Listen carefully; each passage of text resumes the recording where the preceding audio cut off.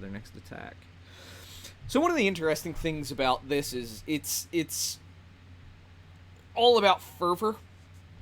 And I think it gets into our discussion of what makes a paladin, which we had way, way, way long ago when I was playing Re-Reckoning.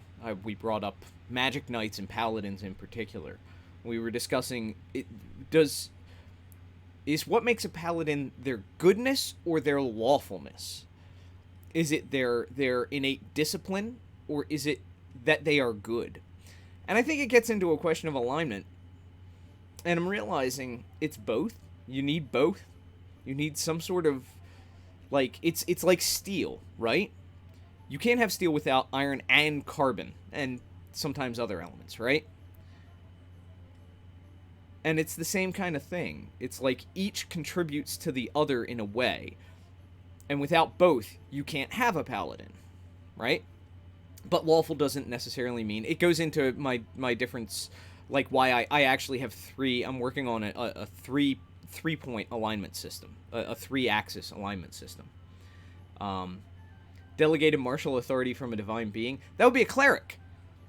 Especially if you read the second edition. If you read the second edition and the third edition. The third edition player's handbook actually talks about the fact that while paladins can be dedicated to a deity, they do not have to be. Because the nature of a paladin is not that they are challenging divine will so much as they are channeling some sort of universal good. Some sense that they are trying to connect to and channel the best parts of humanity. The key, it's why charisma is one of their big stats, right? Because it represents a mix of that. My third axis it's actually a split of lawful and chaos, because lawful and chaos makes no sense. It should be law and anarchy, which is what I break it into. Law and anarchy, which is basically structural law versus personal law.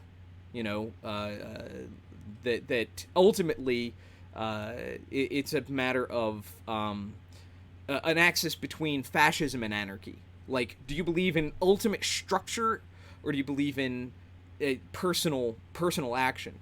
But I don't like the idea of somebody taking on the moniker of fascist, because not everybody who's lawful is fascist. And we have... It would also be very, very difficult to disengage the moral and emotional implications of that term. So lawful makes more sense in that case. So lawful and anarchy, and then order and chaos. So do you believe that does the character approach the universe as an ordered entity or ordered structure which they can come to understand through insight and study, or is it ultimately chaotic, nothing matters, and it's just things just happen?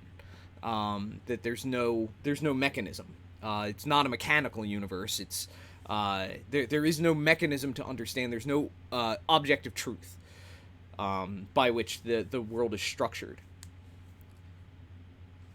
That's not... You'd not seen what? Which part? Which part had you not seen? The third axis? That's mine. That's mine. Copyright here, right now. It's mine. Because the three axis, and honestly, it's not. It's a way of approaching things. It's actually really difficult to personal responsibility or authority between delegated authority. For anarchy versus law, to a degree, yes. And ultimately, it's... And my understanding transcends that. My understanding of the nature of law and government transcends that. Because all governments are anarchic at their base. And our Declaration of Independence in the U.S. talks about that. The order chaos thing? Yes. Exactly.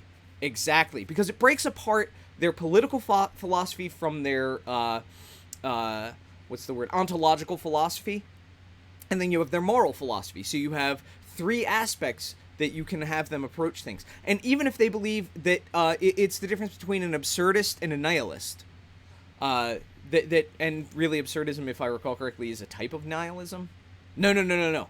Both are existentialists. So existentialism, that all things are as they are, you break that into nihilists, which is there is no meaning, and absurdists, we add meaning.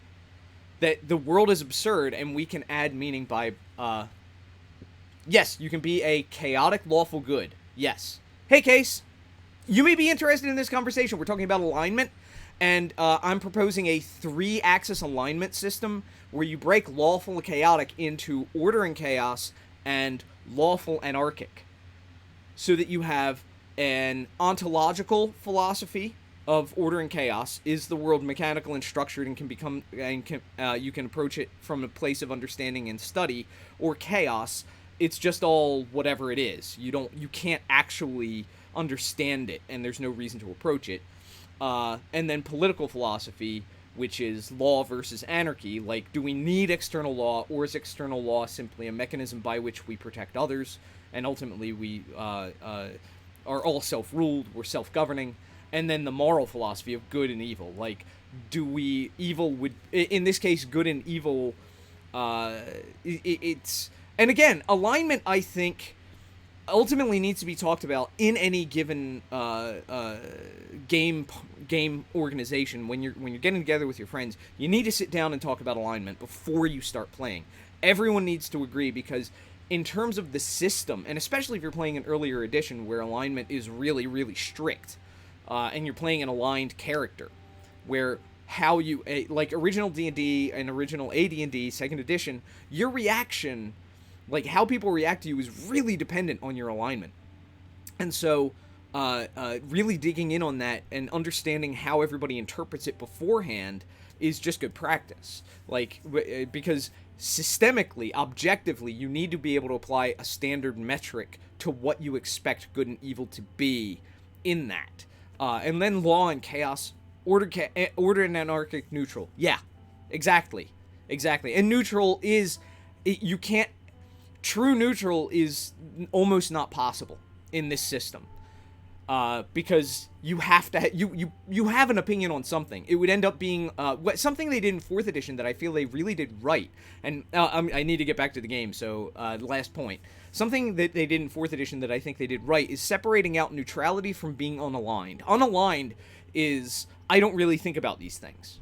Unaligned is, I don't approach this with any sense of understanding or analysis. And I think that goes against being an adventurer, to be completely unaligned. Yes, very much so.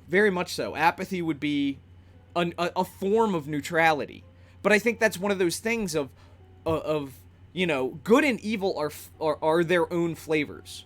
And then neutrality would be, you know, is it apathy? Is it you just don't care? And apathy would tend to be like that chaotic neutral. That's like a style of chaotic neutral. Like, nothing really matters. Everything is disordered. Nothing matters.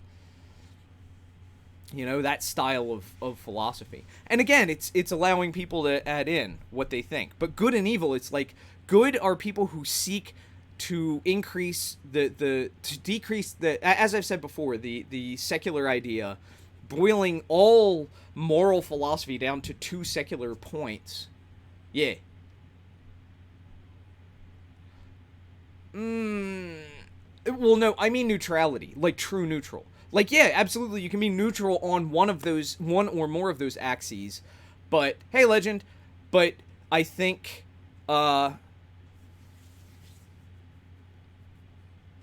Right.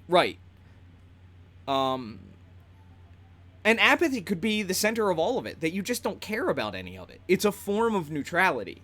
You could be, ordered apathetic good. Like, you just don't care about mortal rules. You just don't care about them. And that's a thing of going into the flavor of the neutrality versus good. And good versus evil is one of the I think that's the biggest one that hangs us up because of moral relativity. We want to extend empathy to other cultures. We want to understand other cultures. And judging their practices from our own lens prevents that. At the same time, there are certain practices and things that we might label as evil, but don't actually bring harm, at least not in the mortal realm, to those people. For example, some funerary rites involve cannibalism. It's not that you go and kill somebody in order to eat them. It's that in order to celebrate this person's life, part of what you do is you imbibe them. You take them into you. And then you get into the idea of, no, we hunt people for food. And there are multiple reasons why that's bad. For one thing, there's the ethical thing of hunting conscious beings, which leads to vegetarianism, veganism, and then the idea of the health side of it, where there's prion disease, which got discussed recently in a thread about some economic woes currently. It is not. It is not overall healthy to eat people. But apathy, not neutral, and chaotic. Yeah. Neutral, hero, or anti-hero? Probably not. For good, evil, yes, but neutrality expands beyond the moral philosophical side. That's the whole thing.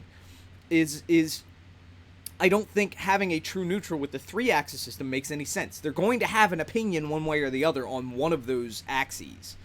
So that would be the restriction, is no, there is no such thing as true neutral. You're gonna have one or the other. And ultimately, I find that people tend to strongly feel one way or another about good and evil. Right, and that gets into... It gets into... And this is a huge discussion that should go into deep talk on the Discord. Because this is just... We're getting pretty far afield. But I think